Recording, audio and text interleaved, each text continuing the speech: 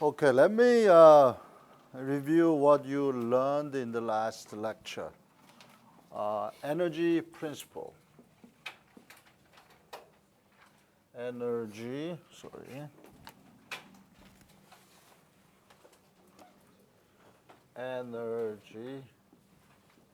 and momentum method.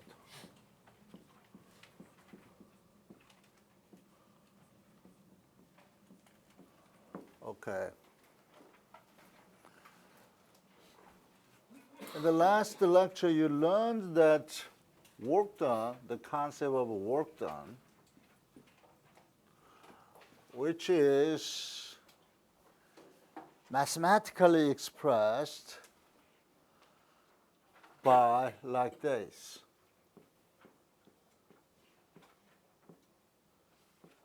Okay, those are two vectors. This is a force vector. And this is displacement vector.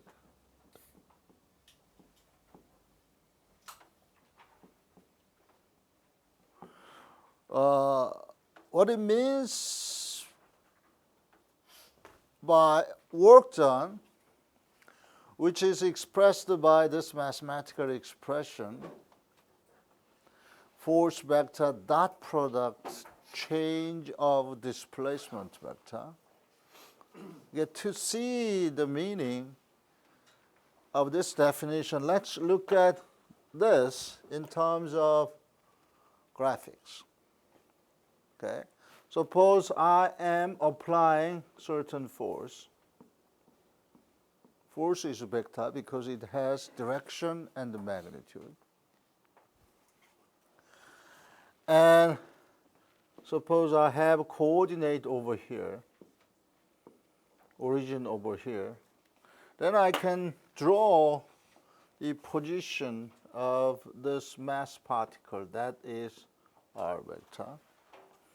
And because I am applying the force, this would move in this direction by a certain amount, assuming that I am applying same force. Then there is some change of displacement, which I could say this is r prime. Therefore, this would be the r vector. So mathematical expression of work done simply says that what would be meant by force vector dot product dr vector. What is it? Okay, you remember that force dot product dr vector can be written as the following form. This is dot product, therefore what we will get is a scalar. Remember that, right? So that would be force, magnitude of force, and the magnitude of infinitesimal change of displacement. And then what? Cosine theta simply means that this is the angle, theta. The f cosine theta or dr cosine theta simply means that the projection of displacement vector, which is collinear with the force vector. In other words, if I apply force over here and if I lift up, okay, then f dr vector is simply f multiplied by the displacement, the amount of displacement. What it means? What it means? You learn about this kind of mathematical expression of work done in high school, maybe in middle high school, as well as when you are freshman, when you take a physics course. But what we would like to know about this work done is what it really implemented in practice. physical meaning, and how we utilize that concept in practice. To achieve that goal, we have to look at very carefully the work done. Okay, how? Let's change force or displacement in terms of what we learned before. Okay, we immediately think that, oh, we know the force, which is unbalanced force, induce the motion. And Newton said this can be expressed by dm multiplied dv dt. Okay, v is velocity, and that is acceleration. So if we plug this expression over there, then we can write this is m dv dt dot dr vector. Therefore, I can write simply, oh, that is 1/2 integral m dv,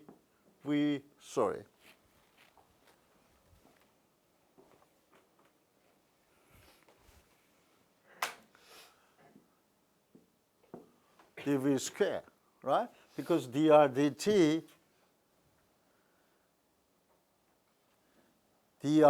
what is dr dt? That is velocity, right? And the v dot dr dt is velocity. Therefore, dv dot v is 1/2 v square. All right? So we can write this can be written in this form. Then I can write this is integration d 1/2 mv square from 1 to 2. Okay, that is very interesting. What it means by 1 to 2. So I am applying the force from this position to that position. Okay? So this mathematical derivation says the work done induce change of kinetic energy.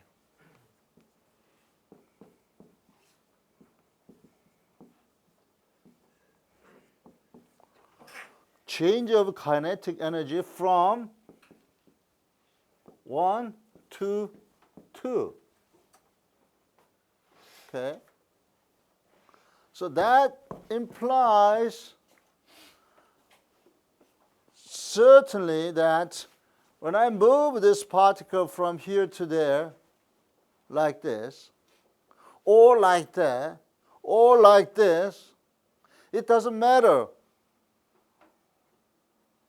whether I follow this path or that path or that path. It only depends on 1, 2, 2 that I call state. So kinetic energy, because kinetic energy is a state variable, that means it only depends on the state. Okay? Let's look at kinetic energy of this one. Okay, it has 0 kinetic energy, and then it gains some kinetic energy because of work done. Let's see in that case. Okay, I have particle over here, a certain height, let's call this h. Okay, what is the work done by some force acting on this particle? That means I have to find out the force to calculate the work done. Okay, so let me write down work done. And I use notation u 1 to 2. From 1 to 2, I'm inviting new notation that expresses work done from state 1, state 2. That is, by definition, integration of all force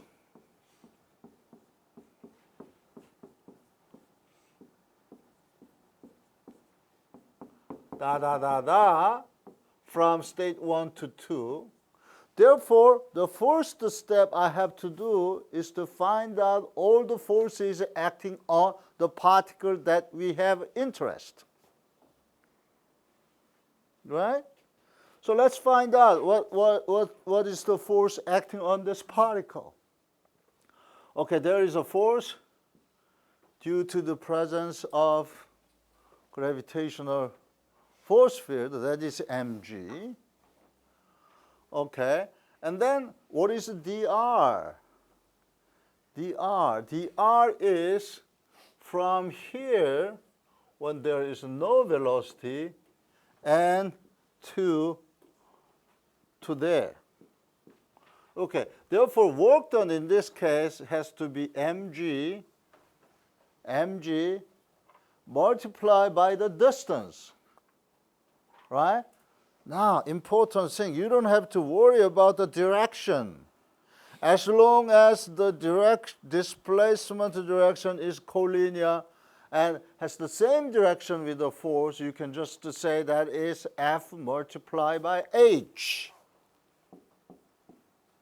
That is work done. Okay? Then I suggest you write down, again, U12 has to be the change of kinetic energy, and the kinetic energy from state 1 to 2, change of kinetic energy has to be written T2 minus T1. I emphasize it change of kinetic energy is not T1 minus T2.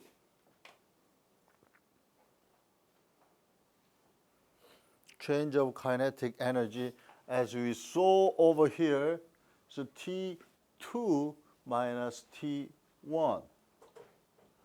Again, you have to be very careful about the plus and minus sign. Change of kinetic energy is T2 minus T1, not T1 minus T2. That is important. Okay? Therefore, from these two equations, 1 and 2,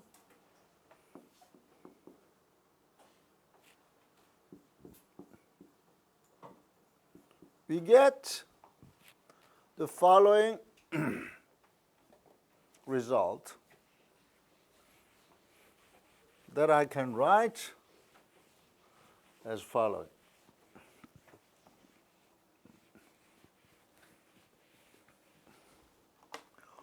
Okay, work done is mgh, and that is equal to 1/2 m v2 square minus 1/2 m v1 square.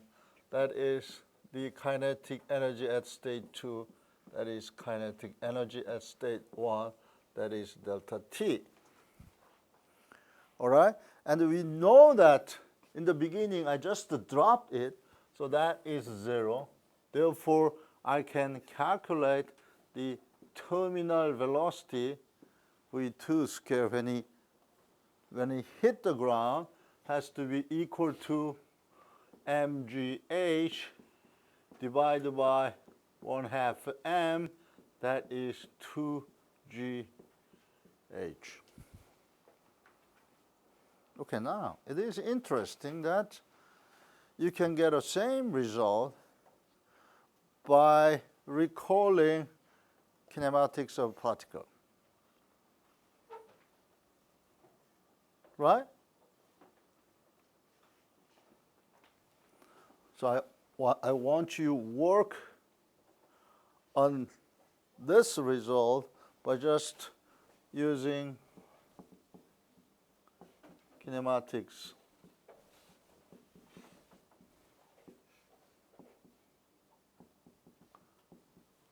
Simply means that kinematic of particle means that acceleration is change of velocity, and velocity is change of displacement. You will get the same result.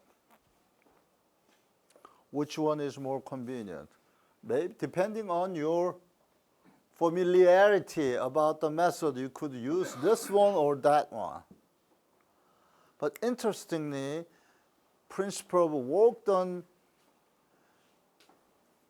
is the concept based on state. Sometimes that is very useful because this formulation involves time derivative. Okay, so it cares about all the motion with respect to time and position. Therefore, if you want to get a, for example, velocity, terminal velocity of some particle of interest, then you can select principle of work done as a useful tool to find out what you want. So, principle of work done, property 1, this is a state concept. Property 2, this is handles a scalar, not a vector. This is energy is a scalar, work done is a scalar as well. Okay. Let me move another example to